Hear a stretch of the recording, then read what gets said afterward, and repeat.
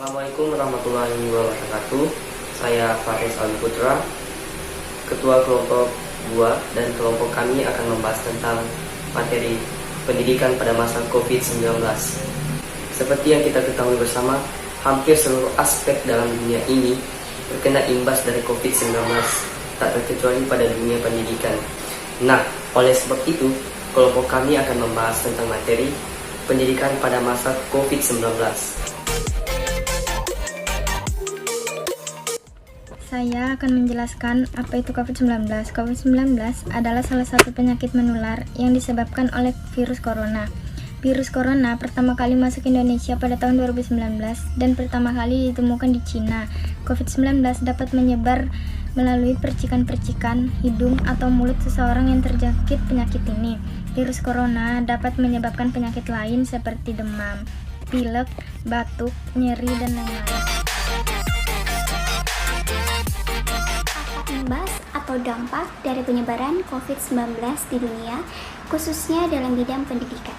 Bisa kita lihat, akibat dari pandemi COVID-19 ini sangat berpengaruh dan banyak menyebabkan diterapkannya berbagai kebijakan untuk memutus mata rantai penyebaran COVID-19 di dunia. Dari hal tersebut, sangat berdampak sekali pada aktivitas masyarakat, khususnya dalam bidang pendidikan. Akibatnya, banyak pelajar atau mahasiswa yang mengalami kendala dalam belajar. Contohnya saja, pemerintah menerapkan pembelajaran daring atau online, yang dimana dari hal itu sangat membawa perubahan besar dalam dunia pendidikan. Akibatnya banyak pelajar atau mahasiswa yang harus beradaptasi dan menyesuaikan diri dengan cara pembelajaran atau metode yang baru. Dari hal itu juga membuat kurangnya interaksi antara pengajar atau dosen kepada pendidik. Dampak baik atau dampak positif pandemi COVID-19 di dunia pendidikan antara lain yaitu pertama, memicu percepatan transformasi pendidikan. Yang kedua, munculnya beberapa aplikasi belajar online. Yang ketiga, mendunianya kursus-kursus online di Indonesia. Yang keempat, munculnya kreativitas tanpa batas. Dan yang terakhir, bertambahnya penerapan di tengah keluarga. Dampak buruk pendidikan pada masa COVID-19. Dampak pandemi COVID-19 bagi pendidikan di Indonesia adalah semua institusi pendidikan terpaksa meniadakan pembelajaran secara langsung dan menggantinya dengan pembelajaran secara daring. Pembelajaran yang dilakukan secara online tersebut dinilai tidak efektif, sehingga target pembelajaran tidak tercapai dengan baik dan berdampak pada pencapaian anak didik. Aplikasi yang digunakan dalam pembelajaran daring. Yang pertama, Classroom. Classroom digunakan untuk mengorganisir tugas, meningkatkan kolaborasi, dan mendorong komunikasi. Yang kedua, Zoom. Zoom adalah aplikasi komunikasi dengan menggunakan video. Yang ketiga, Email. Email digunakan untuk mengirim pesan, file atau dokumen, dan lain-lain. Yang keempat, WhatsApp. WhatsApp adalah aplikasi bertukar pesan dengan menggunakan jaringan data. Yang kelima, Telegram. Telegram adalah layanan aplikasi yang berbasis awam dan bersifat gratis dan relawan. Salah satu solusi supaya proses pembelajaran tetap berlangsung pada saat COVID-19, pemerintah menetapkan sistem pembelajaran daring. Padahal, interaksi guru dan siswa sangat penting untuk mengetahui kemajuan proses belajar siswa demi mencapai tujuan pembelajaran yang diinginkan. Seorang guru sebagai pilar terdepan dituntut untuk bertindak sebagai motivator, yang berarti memotivasi siswa agar tetap semangat dalam belajar di tengah maraknya virus corona.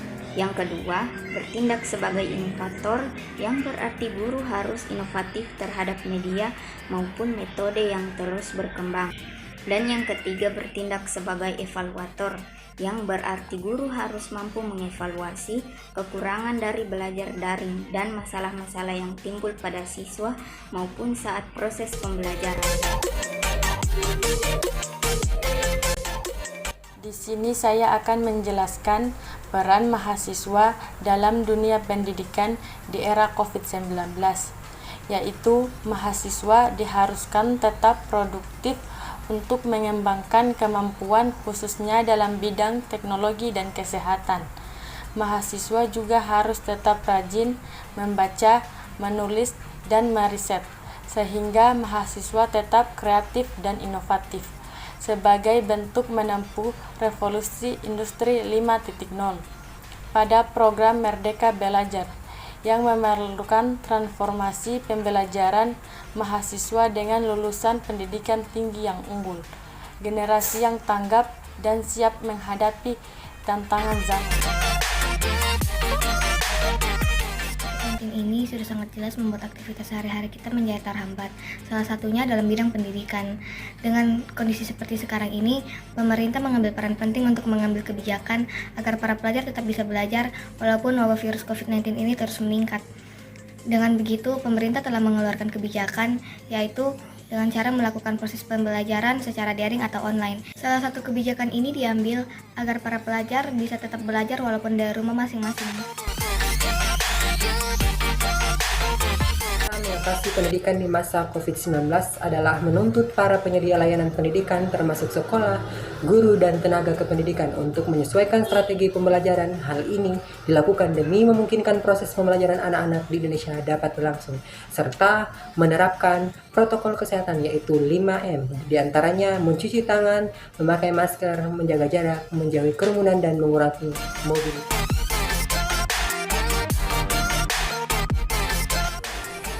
Nah, kesimpulannya yang kita bisa dapat dari materi tadi adalah pendidikan pada masa COVID-19 memang tidaklah mudah, tapi bukan berarti kita tidak bisa melewatinya. Dengan kerjasama antara pemerintah, Kementerian Kesehatan, Kementerian Pendidikan, serta tenaga pendidik baik itu dosen, guru, maupun tenaga pendidik lainnya dan juga mahasiswa atau siswa, kita bisa bergerak maju untuk melewati pandemi COVID-19 dan khususnya di dunia pendidikan. Itu dia, sekian dari kelompok kami. Lebih dan kurangnya mohon dimaafkan. Assalamualaikum warahmatullahi wabarakatuh.